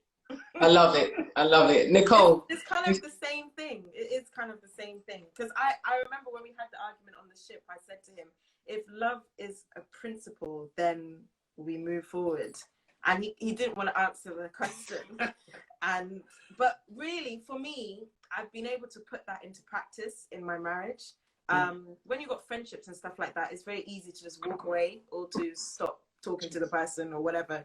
But when you have to still do life and carry on every day and still cook and, you know, do it with a smile and be kind and that sort of thing. Yeah, it's loving at a principle level. That's really what I believe one of the things marriage really teaches you, like the principle of love, and how deep that can really go, I suppose, depends on your experiences and what happens. But yeah, just remembering that love is the principle has helped me in a lot of situations, and it's helped me in a lot of arguments. So, and we've learned how to love.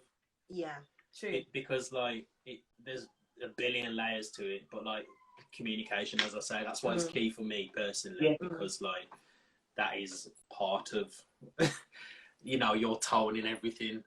Like you just learn little things. Tone twice. Are you trying to say 3 times? You said it 3 times now. Yeah, because I know that with us that can affect things. Yeah, that can be our problem. Yeah. Yes. He says something in a certain tone, and then the other person's like, "Nah." Nick loves saying, "I said it like this," and then mimics it. I'm like, "You didn't say that." No, you didn't. No, you didn't. No, you didn't. No, you didn't. Exactly. No, you didn't. No, you didn't. No, you didn't. Yeah, you know the problem, you know. It's all right. It's all right. It's all right. All right, next one. Okay, I will. Any of you? I will. Whew. I will continue to love and respect you. Yeah, that's what I'm gonna say. I will continue to do that. Yeah. What the vows again? Yeah, in front of many witnesses. You just got remarried, bro. I love that, man. I love that. I will be a better husband. Oh. And like I mentioned about therapy and all that to you earlier, like Respect. these are all things, you know, that I know I need to have in my life to progress and be a better person and a husband, you know what I mean? Respect. Yeah. I feel. Safe. Feel safe. What you can. You can't go second after Nicole, you know, bro. Jermaine, you better come with something, Reggie. Nah, I'm going first next time.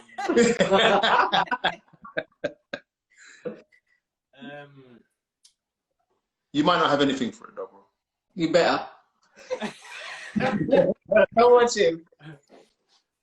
Content. I feel content. Bro. Nice. Good. Just let it sit. We all just let it sit for a minute. I forgive. You You. can't top that. Yeah. I forgive. Oh dear. What kind of, what's that meant to, Anything you want. what's that question meant that could go? I forgive. I don't want to. That's a hard one. Yeah. How are you meant to answer that? You don't have to say specifically what you forgive, Oh, okay.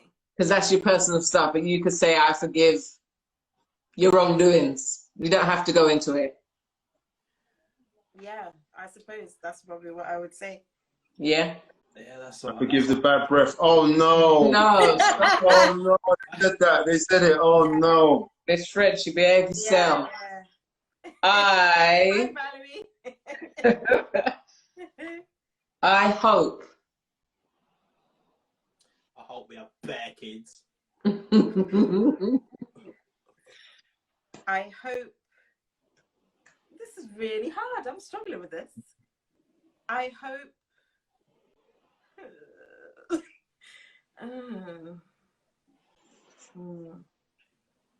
I hope. This is hard for me. Why is it hard? Right. Because it is hard. It's on the spot. I hope you love me forever. Hey. That's a good one. That's good. The last one is, Tip. which we're going to let you sit on for a little bit, so you don't have to answer it in a rush. I need.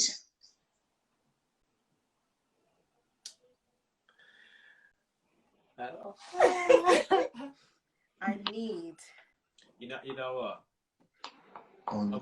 I'm gonna be yeah, I'm just gonna be truthful, like.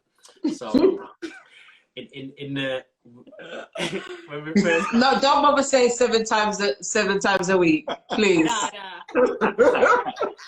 it's along those lines. I do it. Yeah. Well, So, we said we would be honest and yeah, open. yeah. So. So Oh, man. when we first got married, yeah, like I started to realise that her drive is 1,000 times higher than mine. You get me? I'm like I'm like a laid back person. You get me? I'll just do it and I can just chill for a while. You get me? Yeah. So in my head, that's what the wife needs. You get me? Obviously, I've ramped it up. I've ramped it up now. But like, I had to get used to that. You get me? Like, Yeah. These are the things you don't think about No, before you people- get married and stuff. And people you get me? don't talk about this. Because No. of the movies. They don't. We do on this marriage. We talk about it. yes, Yeah. Yeah, so it's so for me, I was like, gosh, I'm not making her happy. You get me? Because that's what she needs. You get me? Yes. But like, yeah. So. But what do But you, I just want to say I'm very happy. Yeah, she's happy now, but I had Yeah. to, Well, I had to learn and you get me. that's what we do. That's what we do. yeah. I But think did you answer? Jermaine? Did you answer for Nicole? It's like, what do you need, I Jermaine? wanted to say that, but yeah. Jermaine was going to say, I need a break. I just wanted to throw that. I just wanted to throw that in there. You know, something to think about for the unmarried folk. But for me personally, I think I need to forgive for the reasons I was talking about, the therapy and stuff surrounding my mum and that. Like, I still haven't forgiven those friends of my wife's, and you get me, so family members. That's why she's rolling her eyes, because she knows the score, you get me. Yeah, yeah. I still haven't forgiven, and they've probably clean forgot. They've clean forgot about it, you get me? But I'm still mulling it over in my mind. So I get it. I get it. And it I, takes time. I need to forgive for myself, you get me? Yes. Beautiful. Yeah. You're taking us places. Nicole, I need to continue to let go of some of my expectations that I had for marriage. I know that's a long thing, but when I first got married, I had a lot of expectations, and they were up here. I couldn't even see them myself. And then life happened, and everything just literally and I'm actually grateful that it did, because like I said, I then measured him and treated him according to my expectations of what I felt he should and shouldn't be doing. Then he was never comfortable. He never felt comfortable. He felt like he wasn't ever doing anything right. We were arguing all the time. And so I had to really start to let go of some of those preconceived things, you know, expectations about the marriage and how I thought things were supposed to be. I had to completely let go. And so I'm not finished. I still need to continue to do that. And since I've been able to do that, our marriage has definitely grown massively. And so, yeah, I have to just keep continuing to break down those films that I watched and all them kind of things. Just throw them out. Throw it out, basically. Throw them out. Listen, that is such wisdom already in year 3. You're going into year 3 tomorrow. Technically, by the Adventist clock, you was in year 3 already. But you just ain't the Adventist clock. You're like, it's not Christmas yet to the morning. Why are you telling me now? You get me? You're going into year 3. Put that in the context of year 3. So I want from year 3 onwards. What do you want? More memories, more and more and more and more memories. Just more and more of it. Yeah. You're thinking about more progress, because I don't want it to sound negative. You could think of that in a negative way, that I want progress, but there's nothing wrong with that. Yeah, man. Because you just want it to get better. So everything we've learned and know, and things that we don't do because they're out of character or whatever, but we know we want to, and that maybe that's part of progress by adding those things, you get me, step by step throughout the rest of our marriage. So progress is what I'd like. Some people tried to join you guys on this thing of I need, and they said money, money, money. I hope somebody said I need you now and forever. Someone says to be with you forever. Someone said I need you forever and always. I need to get off this live and get some. I hope the Lord gave you one of these first. And then someone said I need to get off this phone and get a man. And find a husband. And find a husband. Yeah, that's right. So we expect the numbers to drop as you get off this live and start fixing up your life. People are saying they are so happy that you're so vulnerable, and that they see this as a deep one. They spoke about you can forgive, and there's difficulty sometimes in forgetting. And they spoke about, wow, the honesty about your unrealistic expectations, Nicole. And happy anniversary by the Adventist clock. No! Thank you. Thank you. I just wanted to throw something at you. Interestingly, we have a little time left, I guess. Before you got together, let's say God gave you, before you approached each other, right? God had shown you what you were going to go through within 3 years. Lie, it's not 3 years. It's more than 3 years, isn't it? Call it 4 years. Okay. If God was, would you have said, yeah, I'm still going to go ahead? Now, I'm not asking you to answer that, but it's scary what can happen. Yeah. And why people come out. And you can see why some people jump out. Yeah. And what can happen is like, you're like, nah, this is scary. This is not going well. Yeah.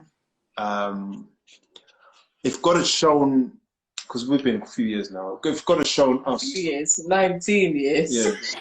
I know the number. Wow. Just a few. You know, what? Yeah, man. Thank you. We have to applaud as well. Thank God. If God had shown me, I'd be like, no way, because it has been, man, in some ways unfair. Like, God, you're not fair. Like, you make us go through this mad. It's been lots of showers and thunderstorms, you know. And it's kind of better that you meet these hard times without knowing when they come. You said something earlier on, in that you said something like you're kind of glad that some of these hard times had hit.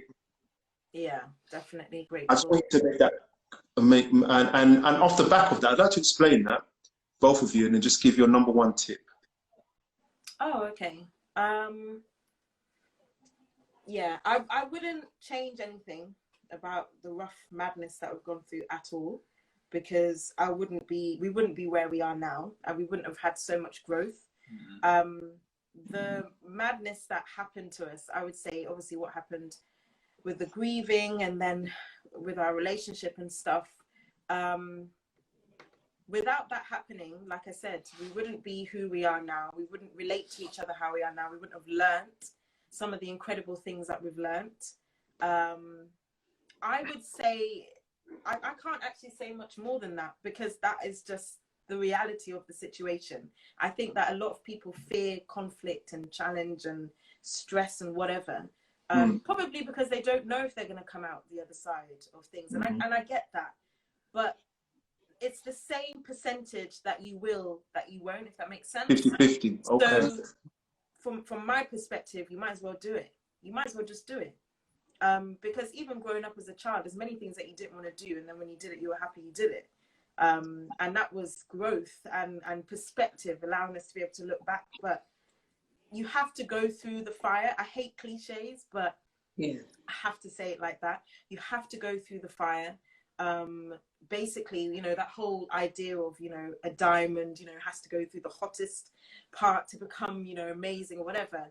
It really is true. You're going to have to go through some things that are going to test you and change you. I always say to people, be careful what you pray for. If you ask God for patience, you're going to be in a situation where you're going to need to exercise that sometimes immediately, right? So, and that's how it is with marriage. If you want a better marriage, you want a more fruitful marriage, a more open marriage in terms of the way you communicate, and a more honest marriage, like, you're going to have to go through the situations that require you to do so. Otherwise, you aren't going to learn it. It's just as simple as that. You're not going to learn from the sidelines. You can read as many books as you like, you know, and to a degree, you can pray as much as you like. I know some people don't like when you say that, but the reality of the situation is two individuals going through it, and you have to go through it to learn from it. You can't not. There's no other way. I don't believe anyway. There's no other way. So what I would say, my thing, you asked about number one tip. Don't be afraid of making mistakes. Make as many mistakes as you need to make. Just learn from them. That's it. Because I think it would be unrealistic to say you're not going to get things wrong.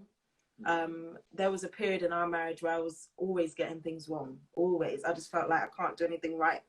But I needed to take myself and my pride out of that and realize there's a lesson for me to learn here. Yes. There's something here I need to learn, and I need to learn it and stop being, you know, pitiful of myself, you know, or I need to learn something here. But yeah, don't be afraid of mistakes, because you're going to make them. You're going to make them. Even when you try not to, you're going to make them. Wow. And it's okay. It is actually okay to make mistakes. Just learn from them and move forward. That's what I would say. Such wisdom. 3 years in, guys, and such wisdom already. Jermaine? Yeah. Okay. Yeah, I mean, boy, you can just say I concur, or you can give your tip. It's up to you. Man. Well, like I said about communication, like I think communication and understanding, because Yeah, people, two different things. yeah, people totally forget, like when you're in a relationship or a marriage, you're trying to marry two different characters and personalities. That can't be done overnight. That can't be done in a year or 2 years or 3 years. I think it has to take the longevity of your marriage and your willingness to understand each other to marry those two characters. You get me? Yeah. Because like it's not easy. You get me? But like if you're both willing and you're understanding of each other, you're willing to understand each other and communicate on a level, then you can get somewhere in your marriage, in your relationship. But I think the majority are just too prideful and like, nah, I'm just, you try to change me, you get me? Yeah. We've had that in the early stages, you get me? Man ain't changing for no one, you get me? But like, it's not about them trying to change you, it's just like, it's how do I explain it? It's the same as when like, I've had some guys be like I don't want to get with this person because, you know, they just be stressed or this person. But like, they don't realise like every single person that you partner up with, there's going to be something that irritates them. Yes. There's going to be something. No escape. There's no escape. So you have to change your mindset that there's not perfect out there. There's You no get me? greener grass. Yeah. No. It doesn't exist, guys. So like I always say it's AstroTurf. Yeah, exactly. So like Nick says, you have to be put through pressure to become that diamond. You have to be put through fire. The Bible teaches it, you get me? Yeah. Christ's life wasn't easy. Look at all the imperfect people that God used, you get me? They had to go through, although God would prefer you to be perfect, like he's got the other side of that, you get me, where a lot of people have gone through the pressure and they've learned from it, you get me? They've learned from it, and it's taught them patience or whatever, so they can add that to their life and progress, you get me? But not everyone is engineered for it. You get me? Yeah, marriage is not something which is easy at all. But that doesn't necessarily mean that you're not going to enjoy it. That's right. So you need to be clear from the beginning about the person that you're going to do it with. I have to be honest about who you're going to be married with. That's why it's so important. Because if you have the wrong person, and what I mean by the wrong person is the wrong person for you, it's going to be, it can cause more damage. Let's be frank. It can cause more damage. But really, marriage is there to grow you, your character, who you are as a person, your thought processes, your behaviors, you know, all of that. Yeah. It's almost like it puts you on an express course. You know, you're on this train and you got to learn it in this time, and you're there with that person. Whilst the train's going fast as well. Yeah. Yes. That's why you've got to communicate, because you've got to know everyone's going to front, but you've got to actually get to know each other on a level. Like, I don't understand couples that do not communicate on a level. When I mean, you know what I mean, on a level, like you should be able to talk deeply across the room without speaking. I love it. You should be able to talk deeply, you get me, about things and be mature. Like, some people don't know how to communicate in this day and age, and it's essential because like Nick said, if you got the wrong person, it's been mad, because there's probably been times with us in the early stages where we thought we must be with the wrong person, you get me? But then we communicated and understood even more, because we were both willing together and as individuals to you get me, to see, can we actually see this through, you get me? Does that person actually love me, you get me? I love one of the things that you guys always say, stay the course. Yeah. I love that phrase so Yeah. much. Stay Yeah. the course. Stay the course. It says everything, Mm. you know, and it's so encouraging, yet it doesn't take away from the fact that there will be challenges. Yeah. And that's what I love about the phrase that you guys have. Yeah. Yeah. I just think it's so true. Just stick it out. There's too Yeah. many people that are willing to just let it slip. Like you just cannot go into any marriage thinking that you're not going to be tested to your core. You are. You really are. Yeah. And the quicker you understand that, It's how you deal and come with to it. terms with it, it's more about how you deal with it than trying to avoid obstacles from coming. They're going to come. They are going to come. Kind of So, somebody said here, 7 years and still learning. Cherie Sylvester, that is it. Yeah.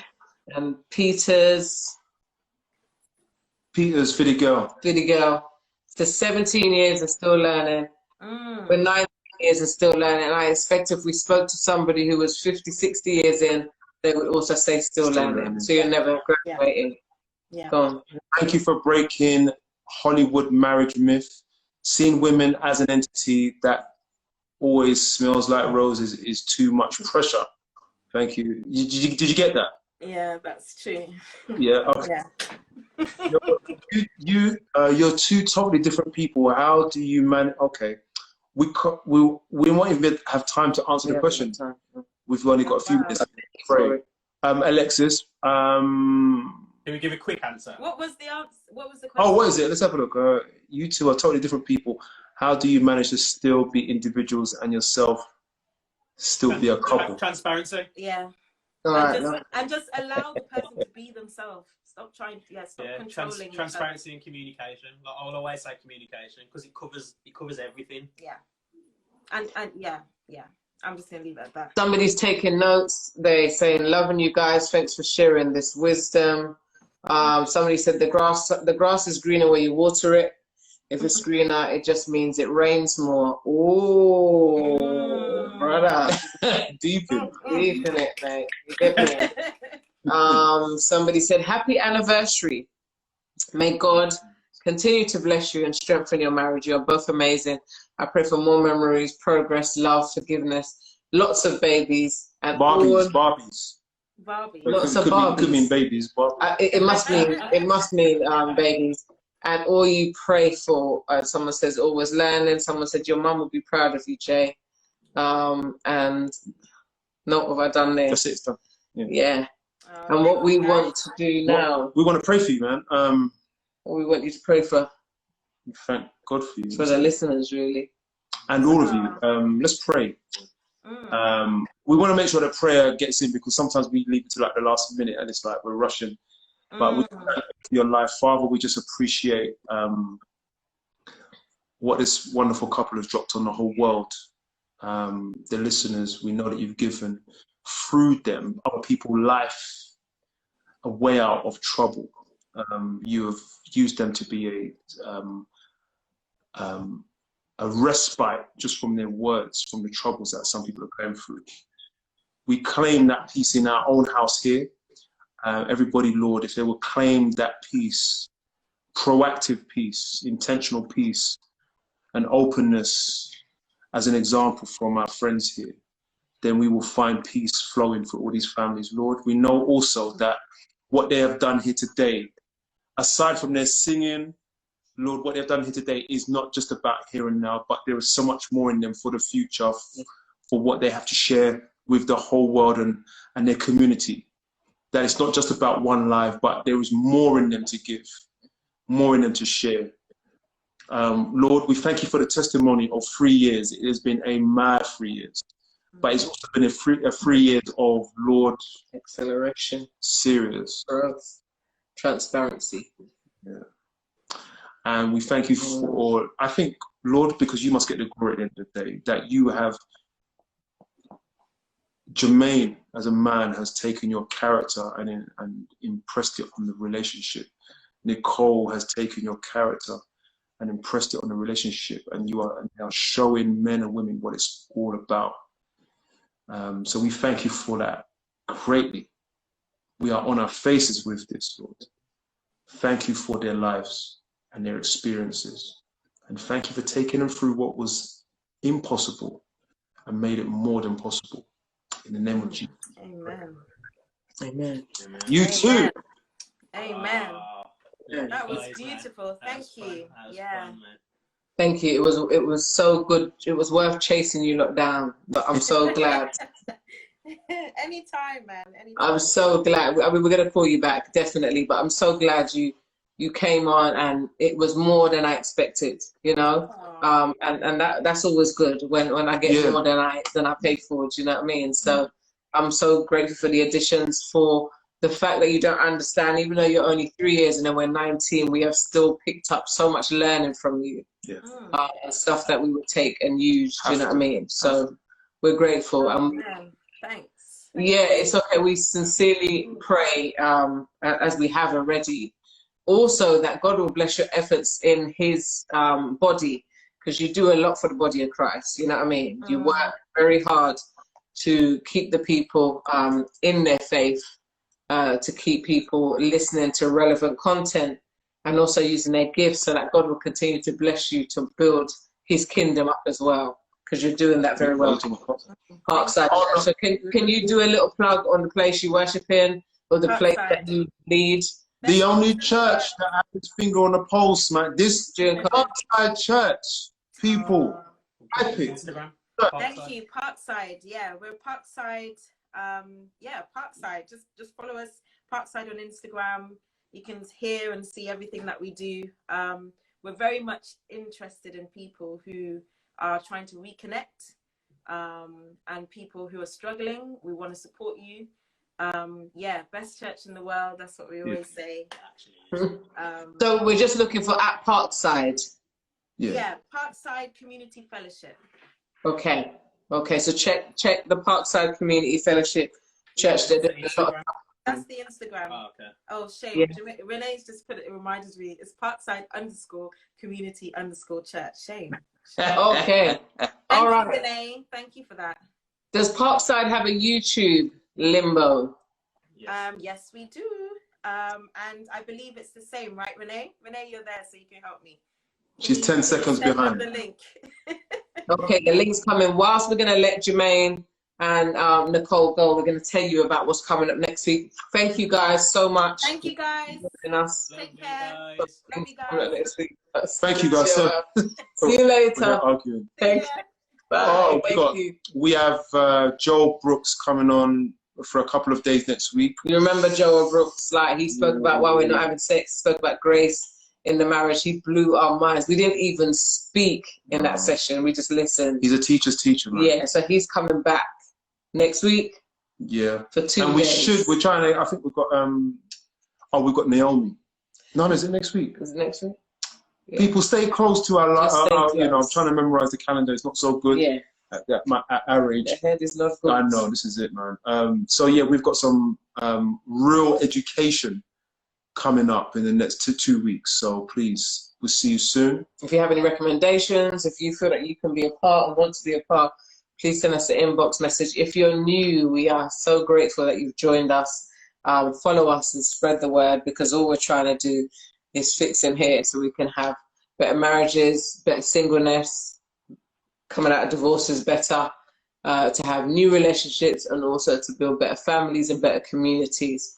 So thank you so much for being committed. Nicole, thanks for the love. Back at you. Thank you, Jermaine. Thank you. Is that Lydia? Is that Lydia? Yeah. Yeah, thank you for the great forum. Thank you. Thank you for joining us, man. Thank you. Stop blaming your age, Curtis. All right, Renee. Yeah, but age is a real thing. Thank you. This is marriage. Renee, keep going, man. Yeah, You're Renee, soldier. you have been the soldier, man. So if the BBC needs to call you to do some kind of presenting or something, online church, let us speak it, eh? And we need to. We've got someone lined up for you as well. He didn't just do that online. I know. You deserve it. You deserve it. I'd rather that Charlie would be cringing if you did that. Sorry, Renee. I tell you, Renee. I'll speak to Renee, whoever you get is going to give you trouble the same way. Anyway. You just heard your sister. He's going to give you trouble. All right, let's go. Go for the gold. Good night, everyone. Thank you, guys. See you later.